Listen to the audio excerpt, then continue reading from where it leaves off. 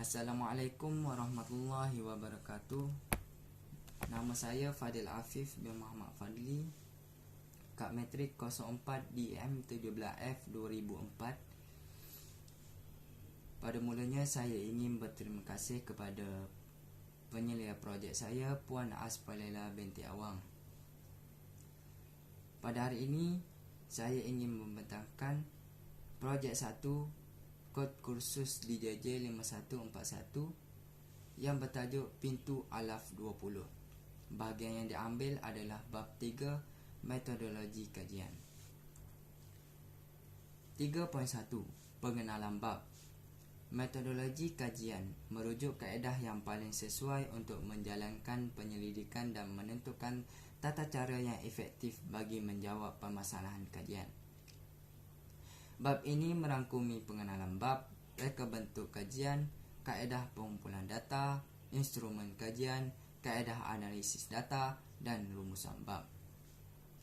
Projek yang akan dilaksanakan adalah yang bertajuk Pintu Alaf 20. Tajuk ini diambil dari perbincangan ahli kumpulan untuk membuat satu prototipe yang menggunakan sistem keselamatan cap jari atau thumbprint. Sebagai contoh, tempat simpanan maklumat syarikat yang diletakkan di dalam satu bilik, dan untuk keselamatan yang rapi, sistem cap jari ini digunakan dan maklumat-maklumat penting selamat tanpa sebarang pencurian. 3.2 Reka bentuk projek. Rajah 3.2.1 menunjukkan contoh tombol yang menggunakan sistem keselamatan cap jari. Sensor digunakan di dalam projek ini untuk membolehkan cap jari diakses. Software yang digunakan adalah Arduino. Rajah 3.2.2 dan Rajah 3.2.3 menunjukkan litar yang akan digunakan di dalam projek Pintu Alaf 20 dan kaedah untuk memasukkan projek itu. Rajah 3.2.4 adalah perkakasan yang digunakan untuk projek.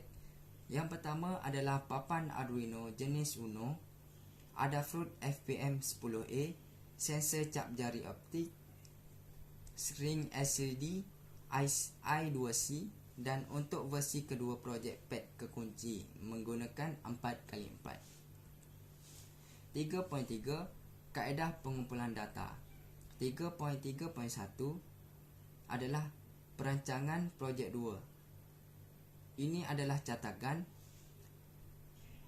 Minggu aktiviti mempunyai 16 minggu, dan minggu pertama adalah pembincangan dengan penilai projek.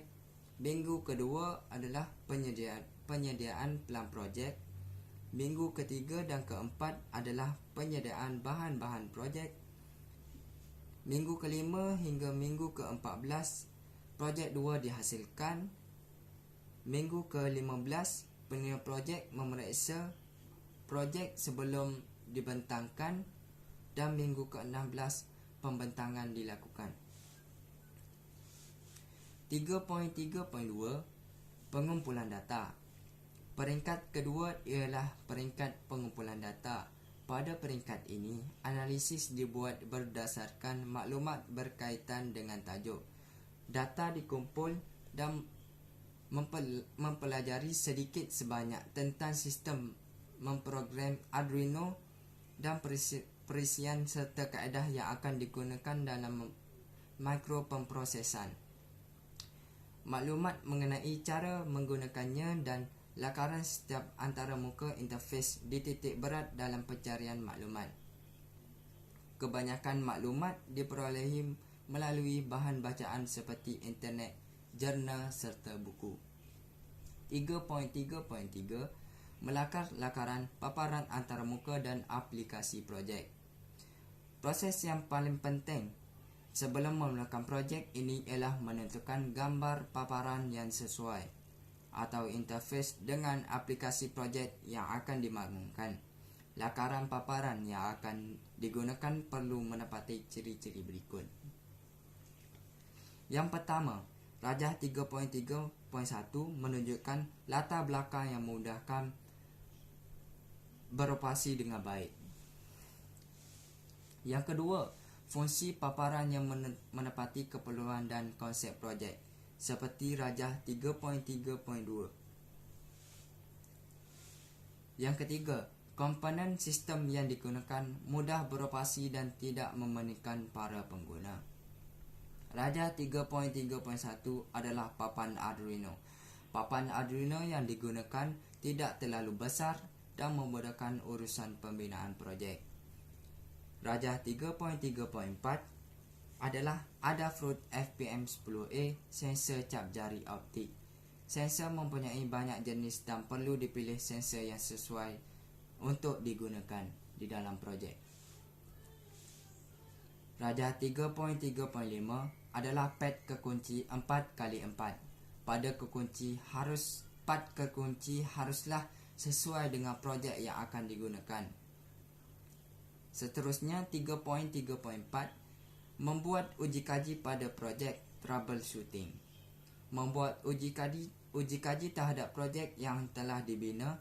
Segala kesilapan atau ralat yang terdapat dalam sistem akan dikenal pasti dan diperbaiki untuk mencapai tahap yang lebih baik. 3.4 Kaedah analisis. Ini adalah carta alih projek 2. Yang pertama P2 alaf 20, yang kedua kajian, yang ketiga penyataan masalah. Menyatakan masalah yang dihadapi ketika melakukan projek. Yang keempat, keperluan reka bentuk. Mencari bahan-bahan yang perlu untuk menghasilkan projek. Yang kelima, menentukan kriteria reka bentuk. Yang keenam, penghasilan projek. Di kanan adalah sistem operasi. Sistem operasi digunakan berfungsi dengan baik, dan di kiri reka bentuk yang memudahkan dan tidak membebankan projek. Yang ketujuh adalah pemasangan dan yang ke-8 adalah penggunaan. Penggunaan dilakukan ke atas projek untuk melihat projek yang dihasilkan berfungsi dengan baik. 3.5 Rumusan bab. Membuat uji kaji terhadap projek yang telah dibina. Segala kesilapan atau ralat yang terdapat dalam sistem akan dikenal pasti dan diperbaiki untuk mencapai tahap yang lebih baik. Reka bentuk produk ini lebih kompleks. Selain itu, produk ini juga menggunakan sistem yang canggih, salah satunya software Arduino, yang memudahkan lagi para pengguna. 3.6 adalah rujukan. Ini adalah rujukan yang saya ambil untuk membuat projek 1. Dengan itu, terima kasih kerana meluangkan masa anda untuk melihat video ini. Terima kasih dan Assalamualaikum.